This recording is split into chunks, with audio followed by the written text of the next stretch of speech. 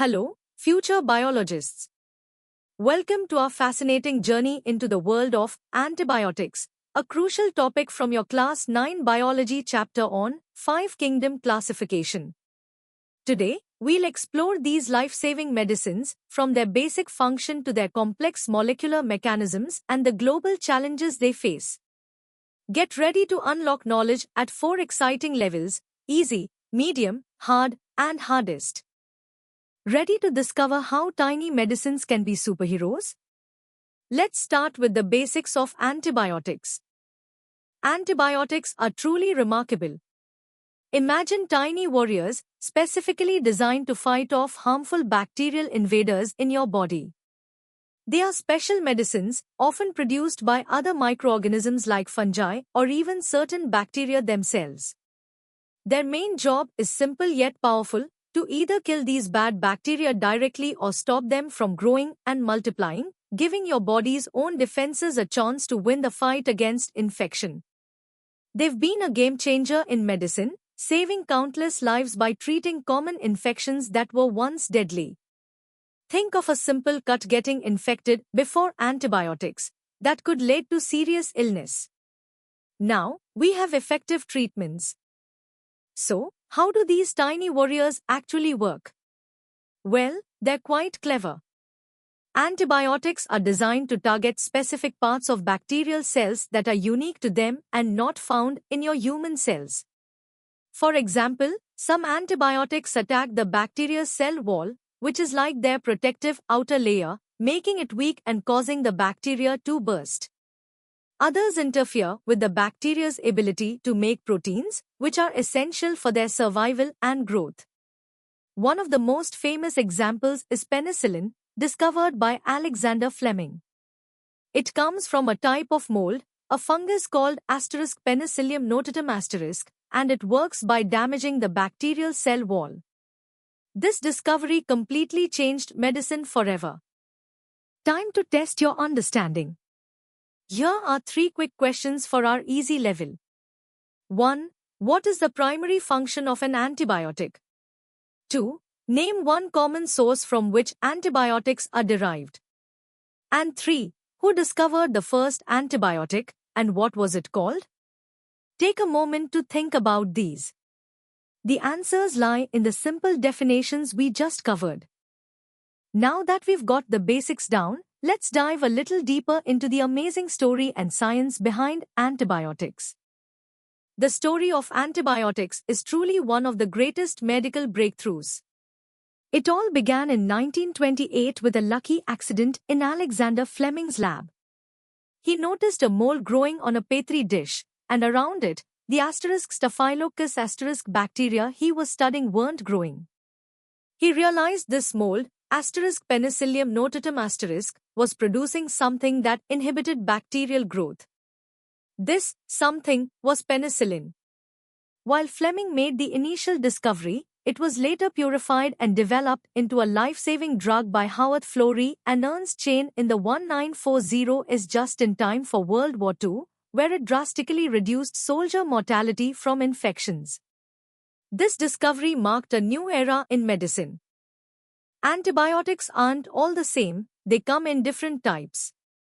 We broadly classify them into broad-spectrum and narrow-spectrum.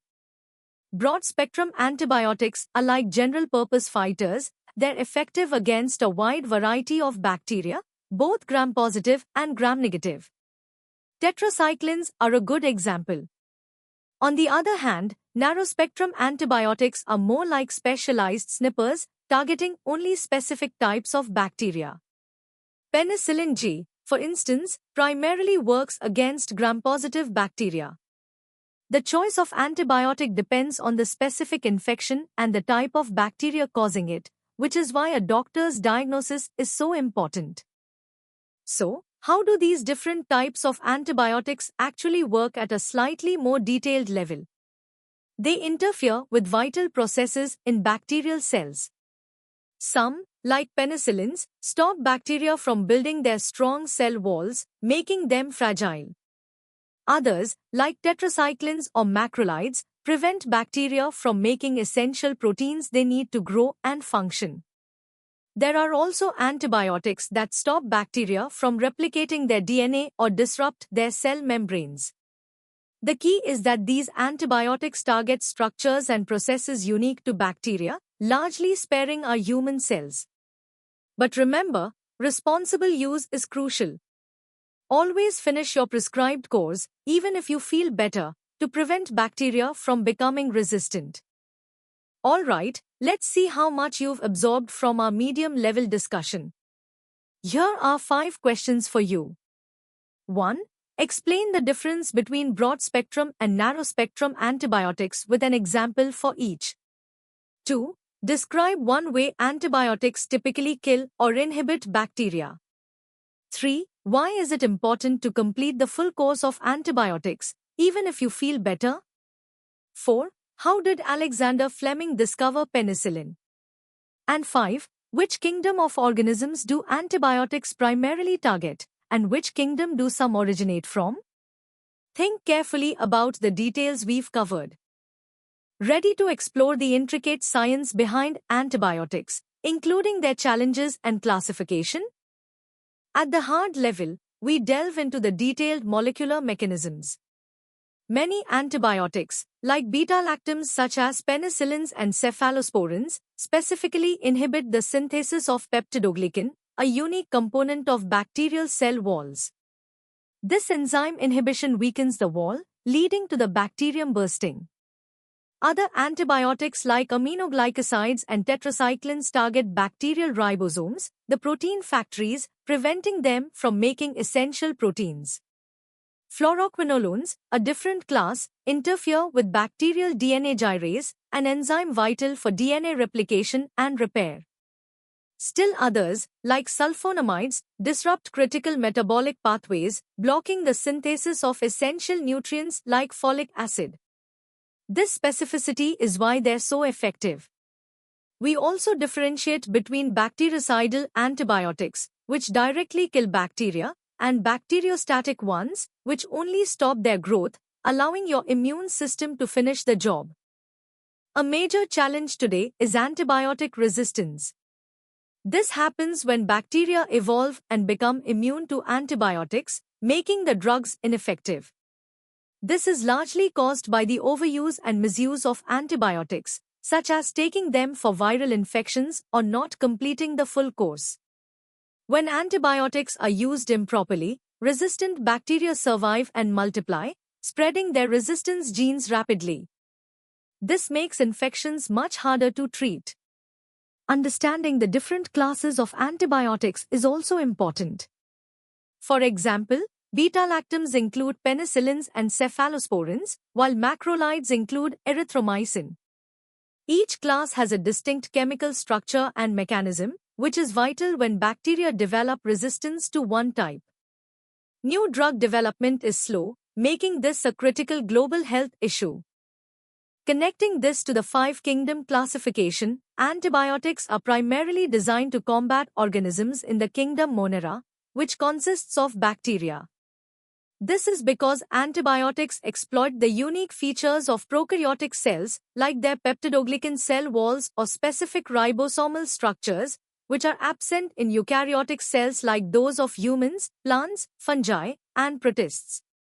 Interestingly, many of these life-saving antibiotics themselves originate from other kingdoms.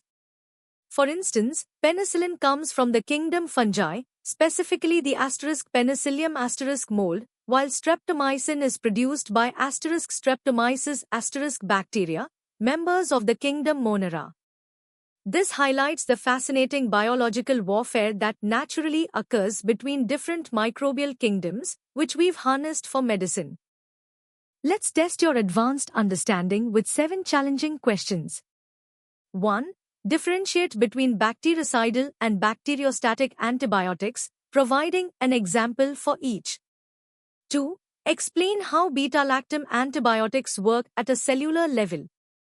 3. Describe 2 distinct mechanisms by which bacteria can develop resistance to antibiotics. 4. Why are antibiotics generally ineffective against viral infections? 5. discuss the role of the five kingdom classification in understanding both the source and target of antibiotics. 6. If a bacterium developed resistance by modifying its ribosomes, which class of antibiotics would likely become ineffective? And 7. What is the main difference in target between fluoroquinolones and sulfonamides? Think critically. Prepare for the ultimate challenge.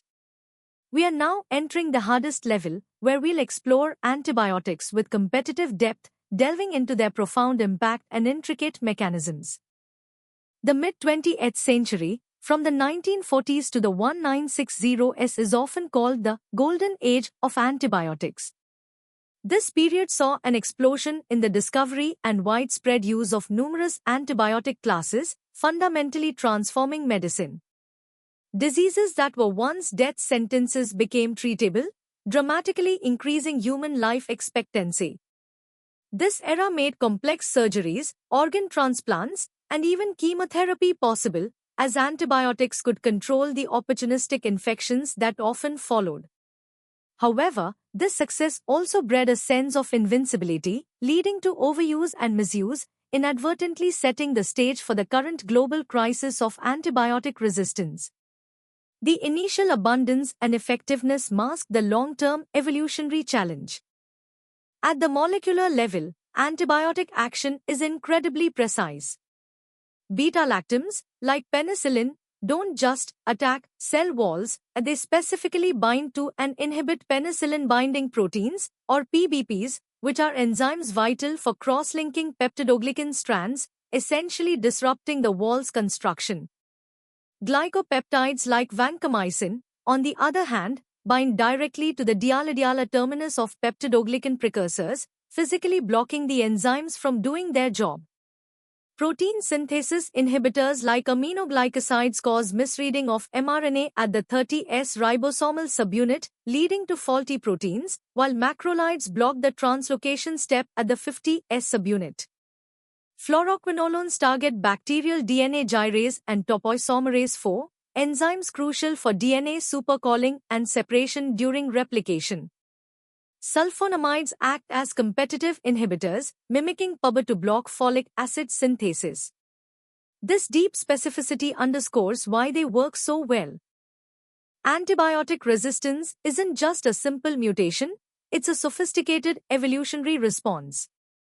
Bacteria employ various mechanisms.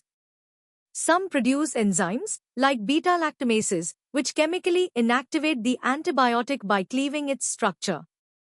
Others modify the antibiotic's target site. For example, mutations in PBPs can reduce beta-lactam binding, making the drug ineffective.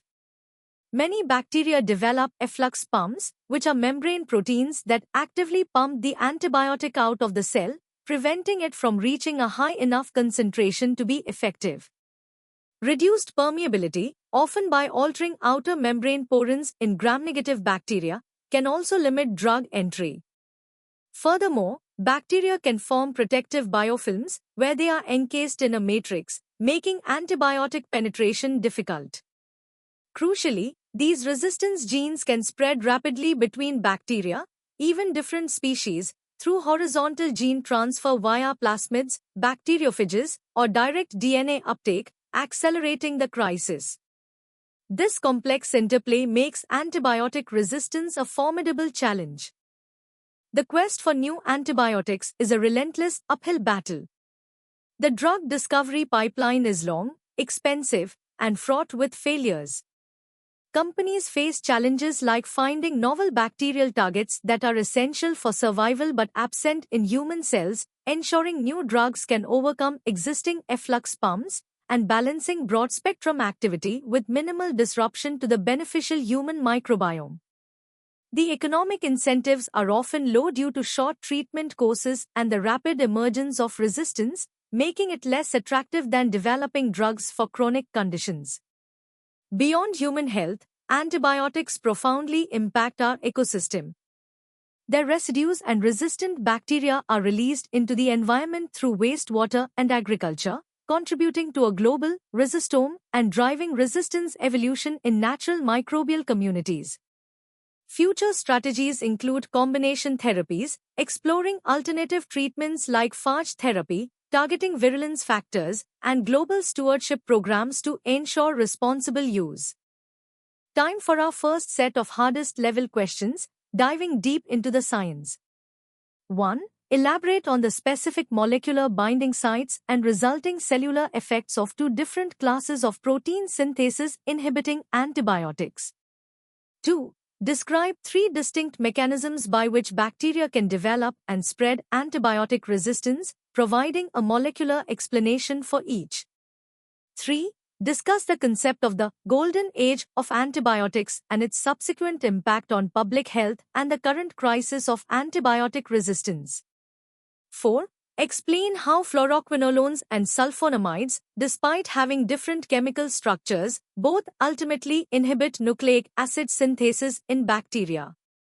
And 5. Analyze the ecological implications of widespread antibiotic use, considering its impact on both the human microbiome and the broader environment.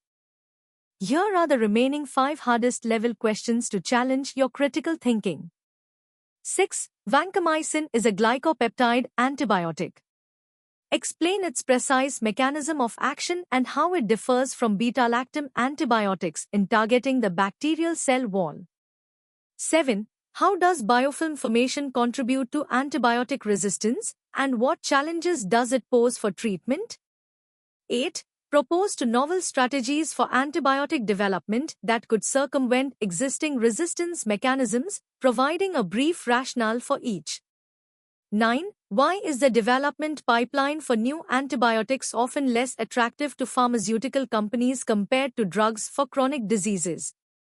And 10. Critically evaluate the statement, antibiotics are a testament to the evolutionary arms race between different kingdoms of life. Refer to specific kingdoms and mechanisms. You've just completed an incredible journey through the world of antibiotics, from their basic definition to their complex molecular battles and global impact. We hope this exploration has deepened your understanding of this vital topic within the 5-kingdom classification. For more such engaging and in-depth educational content, make sure to visit synapse.omaps.in. Don't forget to like this video, share it with your friends, and subscribe to our channel for continuous learning and updates. Keep exploring, keep questioning, and keep learning.